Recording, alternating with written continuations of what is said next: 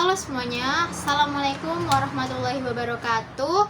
Perkenalkan, saya Aulia Hairunisa dengan NIM 233141109. Nah, pada video kali ini saya ingin melengkapi tugas UAS keterampilan berbahasa, yaitu dengan menjelaskan macam-macam keterampilan berbahasa. Jadi keterampilan berbahasa itu ada 5 teman-teman.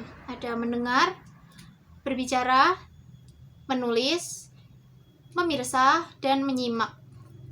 Tapi pada kesempatan kali ini saya ingin membacakan poin mendengarkan. Nah, jadi seperti yang biasa kita lakukan, siapa sih yang nggak tahu mendengar itu apa? Kita melakukannya setiap hari, bahkan setiap saat.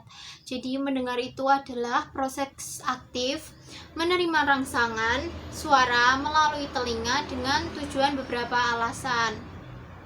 Teman-teman, jenis-jenis mendengarkan itu ada banyak. Yang pertama yaitu mendengarkan untuk hiburan. Jadi tujuan dari mendengarkan ini yaitu untuk menghibur diri, menikmati sesuatu. Sebagai contohnya yaitu seperti keseharian kita, yaitu mendengarkan musik. Nah, yang kedua ada mendengarkan untuk informasi. Nah, jenis mendengarkan ini berfungsi untuk mendapatkan fakta atau pengetahuan yang baru. Yang ketiga yaitu ada mendengarkan kritis. Tujuan dari mendengarkan kritis yaitu untuk menganalisis informasi yang didengar secara mendalam. Jadi kita lebih tahu bagaimana yang aslinya gitu loh. Terus yang keempat yaitu ada mendengarkan presisi. Nah, tujuan dari mendengarkan presisi itu mendengarkan dengan sangat teliti seperti saat mengikuti instruksi. Ini biasanya kalau game melatih konsentrasi gitu bisa teman-teman. Lalu ada mendengarkan empati, itu yang nomor 5. Mendengarkan ini itu tuh gampangnya kita tuh berusaha memahami perasaan orang lain. Jadi seperti gampangnya tuh teman curhat gitu ya, kita akan mendengarkan dengan empati, kayak nanti ada solusi juga di belakangnya mungkin. Lalu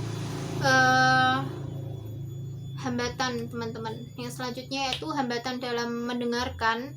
Yang pertama ada terlalu fokus pada diri sendiri. Jadi orang ngomong, kita tuh nggak mendengarkan orang itu gitu loh. Jadi kita nggak mendengarkan dengan baik, dan nanti akhirnya kita cuman gimana tadi gimana gitu. Terus yang kedua ada terganggu oleh hal lain. Ini tidak beda jauh sama tadi ya teman-teman. Atau bisa juga teman kita bicara di depan tapi mata kita malah menuju ke objek yang lain.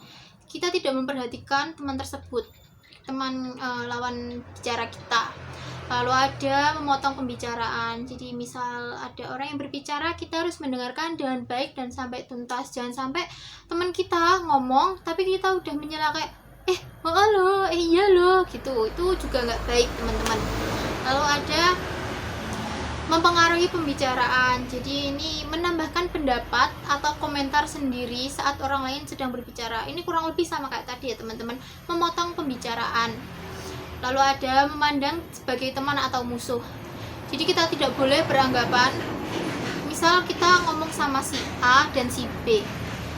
A ini teman kita, sedangkan kita agak kurang baik sama si B nih. Lalu ketika A ngomong, kita perhatiin dengan betul-betul.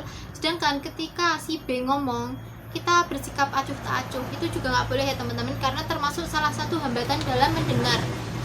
Nah, yang terakhir yaitu mendengar apa yang diharapkan. Jadi yang dimaksud ini tuh kita hanya mendengar apa yang ingin didengar, bukan apa yang sebenarnya dikatakan. Jadi kita cuma mengambil beberapa poin yang cuma kita pengen tahu gitu. Itu juga nggak boleh. Lalu ada juga selanjutnya petunjuk untuk mendengarkan secara lebih baik. Yang pertama, bersabar. Kita harus bersabar, tidak boleh atau menahan sikap kita agar tidak mendesak pembicara.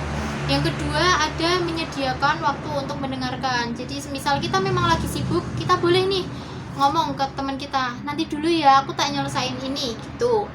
Terus yang ketiga, memperhatikan dengan baik. Gak apa-apa kalau memang fokusnya kita tuh memang harus face to face, itu gak apa-apa. Yang penting kita paham apa yang disampaikan, karena itu fungsi dari mendengar. Itu tipikal mendengar yang baik. Yang keempat ada bersiaplah untuk mendengarkan. bukalah diri Anda untuk menerima pendapat orang lain. Jadi kita juga harus benar-benar mendengarkan gitu ya, jaga sikap. Lalu yang kelima, jangan bereaksi berlebihan terhadap pesan, tahanlah perasaan Anda. Jadi misal teman kita belum selesai bicara, kita tuh jangan langsung memotong seperti tadi ya, hambatan tadi. Jangan bereaksi berlebihan. Terus jangan pura-pura mendengarkan, itu juga gak baik. Jadi kita harus mendengarkan dengan sungguh-sungguh. Lalu yang terakhir adalah fungsi mendengarkan dalam kehidupan. Jadi mendengarkan ini juga ada fungsinya sendiri teman-teman dalam kehidupan. Yang pertama, membantu dalam cara tepat berkomunikasi. Ya karena kita sering mendengar atau mungkin pernah mendengar tidak sengaja begitu, kita jadi tahu bagaimana cara menyampaikan informasi atau perkataan. Jadi kita bisa mengolah kata-kata sebelum mengucapkan.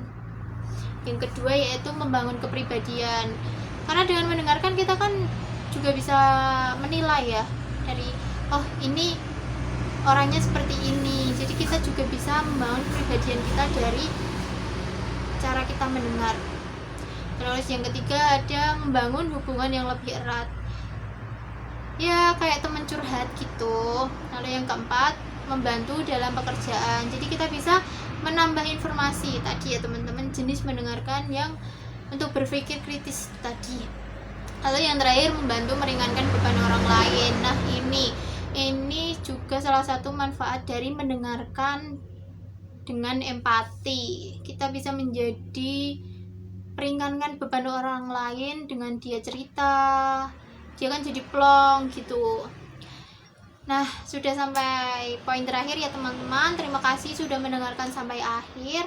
Saya mohon maaf apabila masih banyak kurangnya dan masih salah kata, masih banyak kurangnya. Pokoknya saya mohon maaf yang sebesar-besarnya, dan terima kasih banyak atas perhatiannya.